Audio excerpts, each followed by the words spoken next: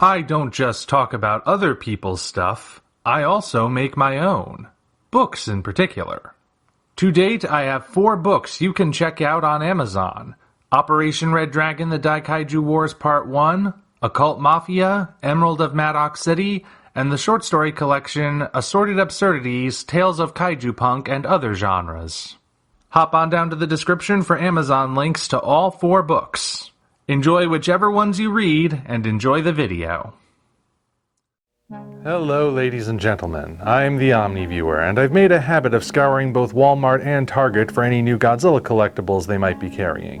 I never know what I might find on any given trip, so I was surprised to find this Rodan figure from what is now being called the Toho series. You know what that means. Time for a review.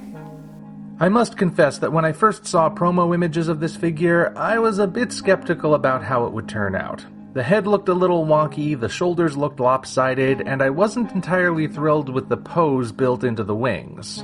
Having finally seen the figure in person, I'm actually relieved to say that this is a rare occurrence where it looks better than the promo images. As you can see on the back, the promo figure has a visible seam where the lower jaw attaches, but the actual head is one solid piece. The shoulders aren't crooked either, but perfectly level as they ought to be. Indeed, the entire figure comes together much better than those initial images suggested. Does that make the figure good on its own, though? Let's take a closer look. Now, the figure is specifically based on the 1956 design, which most fans consider the best Rodan design, at least as far as the Showa period is concerned. That alone means we're off to a good start. Overall, the figure is recognizable as Rodan, even including details that are easy to forget are in the movies, like the metallic green and gold on the back. When we look at the wings, the variation in texture is also accurate. Once we get to the torso, however, we see a bit of an issue. Traditionally, Rodan has downward-facing spikes on his belly. It's one of his defining physical features.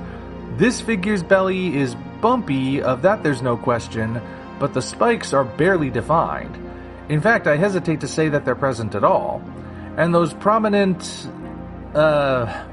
whatever those things that cover his thighs are called, are only slightly more defined than that. I can see them, but they hardly stand out. What about the wings and head? Those are what had me worried from the get-go. Well, the wings look okay as far as texture goes, as mentioned. The built-in pose certainly adds some visual interest. He's not just standing neutrally, he looks like he's in motion. Honestly, this pose looks like he's trying to beat his chest King Kong style. It's not necessarily a great pose, but I guess it's okay. The claws are where things get weird. On the right wing, they have a nice bony structure that makes them look like proper reptilian digits. But on the left wing, they're a bit straighter and don't look quite as organic. If they had retained the knobby structure of the right wing, they might have looked better, but at present they look more like Wolverine's claws jutting out unnaturally. It's also worth noting that the tip of the left wing touches the ground, most likely to provide extra stability for the figure. This is in fact unnecessary, as the spread of the legs and the long, wide feet provide all the stability he needs. This gives him a natural edge over Jet Jaguar, who needs to be positioned just right if you want him to stand. Moving on to that head, I think it looks a little bit better in person. The neck is angled forward and is also where the only bit of articulation on the figure is located. Yeah, the ability to turn the head all the way around is the only movement you can achieve, though for this style of figure, that's standard. Heck, it's more than some kaiju figures ever get. Something about that head is still throwing me though, and I can't quite place what it is. Is it the expression?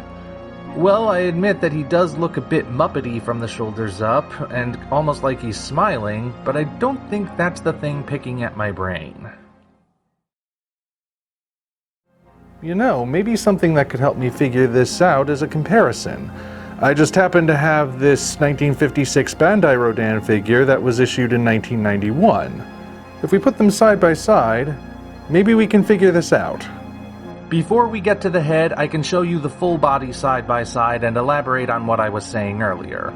There are some obvious similarities between these two, particularly when it comes to the gold highlights on the claws, head, and chest. The Bandai figure, as you can see, has those aforementioned abdomen spikes that are so ill-defined on the Playmates figure, and the claws on the wings look a bit more natural, but it also has comically small feet. It's like whoever sculpted the original model was working from the top down, ran out of clay, and just did the best he could to complete it. The tails are also different shapes, with the Bandai tail being wider and rounded, while the Playmates tail is narrower and pointed. The head is our main concern, though, and now that we have them together, I can finally articulate what's getting to me. Take a good look at the Bandai Rodan's head. Two details jump out at me right away. The pronounced brow ridge that gives the eyes a menacing glare, and the flared nostrils that point upward. If we move over to the Playmates figure, we see the brow is sloped back and not nearly as prominent, and the nostrils are tiny and aimed forward. Those features turned up on Rodan's later Showa design, the one that debuted in 1964. So I guess the figure still technically looks like Rodan, but it's an odd fusion of the two classic designs that just happens to skew more towards the first incarnation. Okay, so with all of that said, what's the verdict on this figure? Well, it's definitely stronger than what Playmates started out with, but it's still kind of an odd figure that doesn't quite get the details right. That said though, I find myself willing to cut it some slack. Figures of the original Rodan design aren't very common, and despite this one not quite nailing the look completely, it's still recognizable as what it's meant to be. Back in the 90s, the Trendmasters action figures took way more liberties in their designs than this figure does, and they worked out alright. In the end, it's still recognizable as Rodan. And for me, I think that's enough. Until such time as we meet again, this is the Omni Viewer signing off.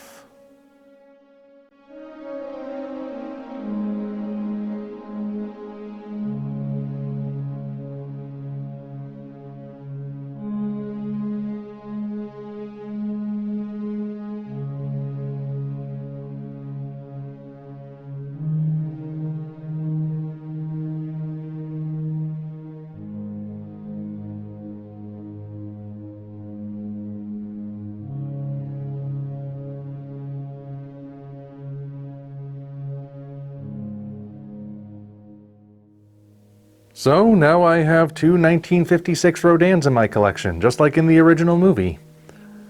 I guess that means I should figure out which one of these is the female. Wait a minute, I know. I'll just do a quick search on the internet, see if I can figure it out.